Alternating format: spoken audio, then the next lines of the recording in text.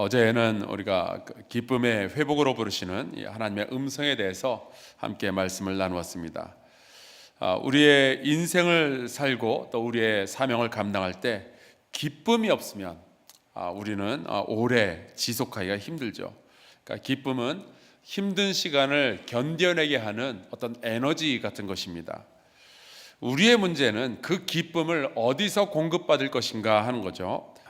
특별히 하박국의 시대처럼 주변에 보이는 모든 것들이 기쁨의 이유가 아니라 슬픔과 고통과 외로움의 이유라면은 그때는 우리가 도대체 어디에서 우리가 기쁨을 얻어낼 것인가, 이 기쁨을 얻어서 우리가 이 삶을 유지해 나갈 것인가 고민이 되죠.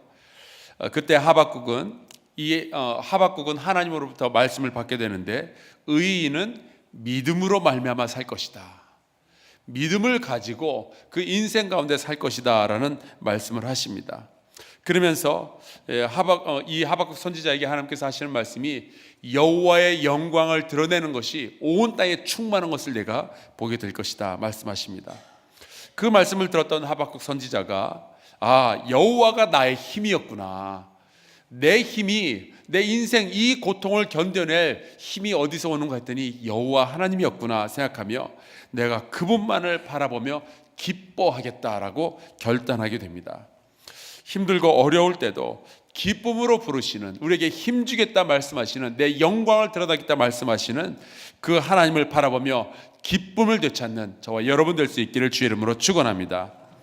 하나님은 우리를 바라보시면서 기뻐하시죠. 근데 여러분, 우리를 바라보며 기뻐하시는 그 하나님은 우리도 또한 하나님을 바라보며 기뻐하기를 원하셔요. 오늘은 진정한 예배로 부르시는 하나님의 음성입니다. 우리는 이미 3월 7일 날 시편 150편을 묵상하면서 예배로 부르시는 하나님의 음성에 대한 말씀을 이미 나누었어요.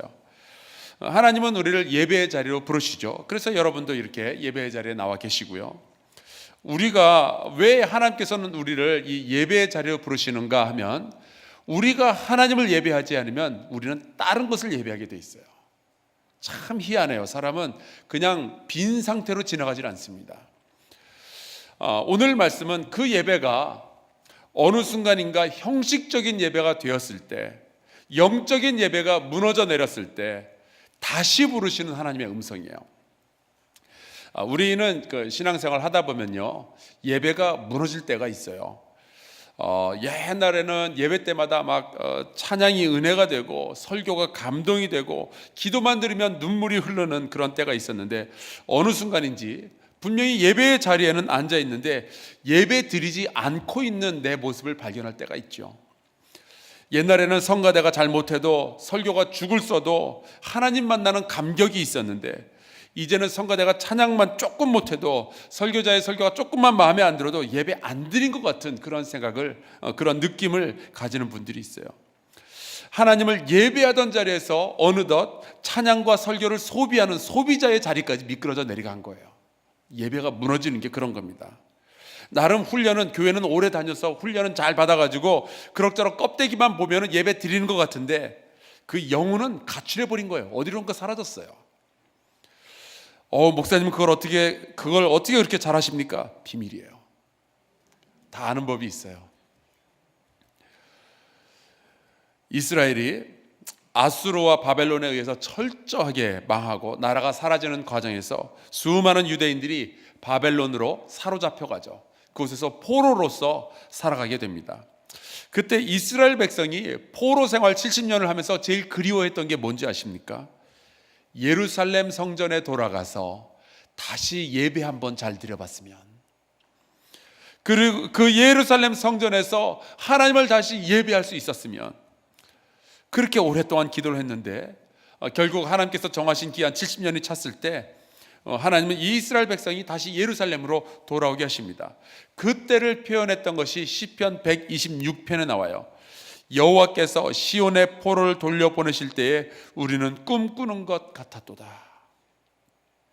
그리고 나오는 구절이 유명하죠. 5절에 이렇게 되어 있어요.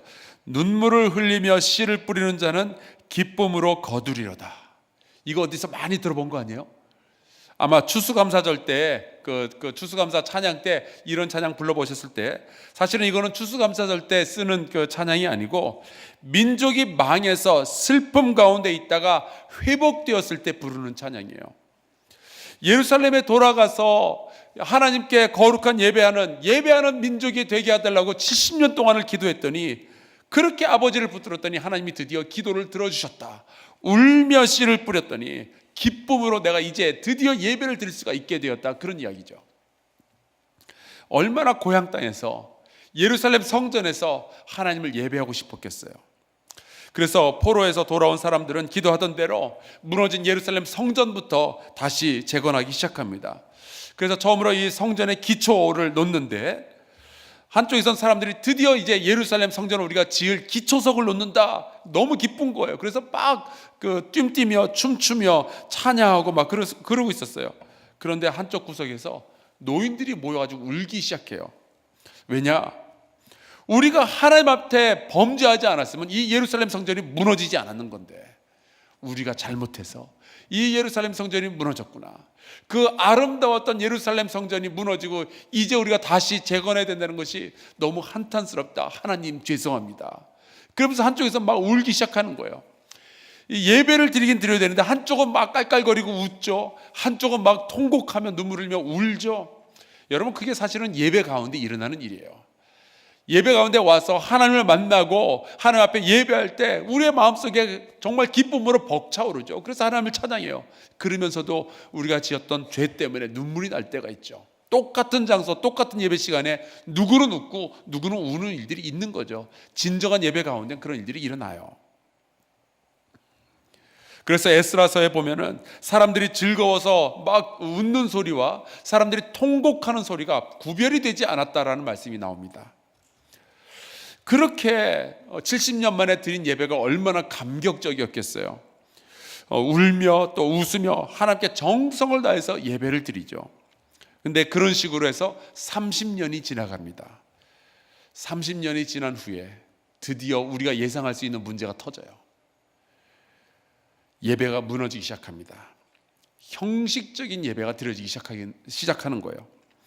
여러분 고난이 우리 인생에 처음으로 찾아올 때는요, 처음에는 믿음으로 이겨낼 수 있어요. 그런데 그 고난이 내 인생에 머물고 없어지지 않을 때, 그 고난이 길어질 때 꼭 우리에게는 문제가 발생을 하죠. 마찬가지로 고난이 끝나고 평안이 찾아왔을 때 잠시 동안은 믿음으로 그 평안을 받아들이고 누릴 수가 있어요. 그런데 평안이 길어지면요, 그때도 또 문제가 생기더라고요. 사사기의 기록을 보면 이스라엘 백성이 내내 그랬어요. 조금만 평안하면 우상을 끌어들입니다. 제가 설교 전에 늘 습관처럼 주님의 평안이 여러분과 함께 하시길 바랍니다. 그렇게 말하다가도 야, 이거 평안이 길어지다가 죄 지으면 안 되는데 그런 생각이 들 때도 있어요. 여러분 그렇게 신앙 좋던 다윗도 평안의 시기가 길어지자 밧세바를 간음하고 자기 부하 우리아를 죽이는 살인하는 그러한 죄를 저지르게 되잖아요. 이스라엘 백성은 포로 생활에서 돌아와서 감격적인 예배를 드린 지 30년 만에 드디어 형식적이고 아무 의미 없는 그런 예배를 드리기 시작합니다. 여러분 이 사람은요 죄악 덩어리예요. 잠시만 틈이 보이면 형식적인 예배를 드리고 있는 우리 자신을 보게 되죠. 그래서 여러분 이 형식적인 예배를 드리고 있는 이스라엘 백성, 그 제사장들을 질타하는 마지막 선지자가 있었는데 그 사람이 바로 말라기라는 선지자예요. 오늘 말씀 1장 6절 말씀 같이 한번 읽어보겠습니다. 시작. 내 이름을 멸시하는 제사장들아, 나 만군의 여호와가 너희에게 이르기를 아들은 그 아버지를, 종은 그 주인을 공경하나니 내가 아버지일진데 나를 공경함이 어디 있느냐? 내가 주인일진데 나를 두려워함이 어디 있느냐 하나 너희는 이르기를 우리가 어떻게 주의 이름을 멸시하였나이까 하는도다. 여러분 형식적인 예배를 드릴 때요, 하나님은 멸시당하는 느낌을 가지십니다. 그래서 제사장들에게 너희가 어찌 나를 멸시할 수 있느냐 물어보시죠. 하나님은 우리의 중심을 보시는 분이셔요. 형식적인 예배는 하나님을 기쁘시게 할 수가 없습니다. 8절에 보니까 이 이스라엘 백성이 무슨 짓을 했는가 하니 하나님께 예물을 들고는 나오는데 가장 소중한 것을 드리는 것이 아니라 쓰다가 남는 걸 드리는 거예요. 먼저 계산해 보고 남는 게 있으면 드리고 없으면 그냥 지나가는 거예요. 남는 게 있을 것 같으면 11조를 드리고 사는 게 빡빡하면 안 드리는 거예요. 그러면서도 우리가 뭘 잘못했는데요, 우리 예배 나가잖아요. 그렇게 반문을 한다는 거죠.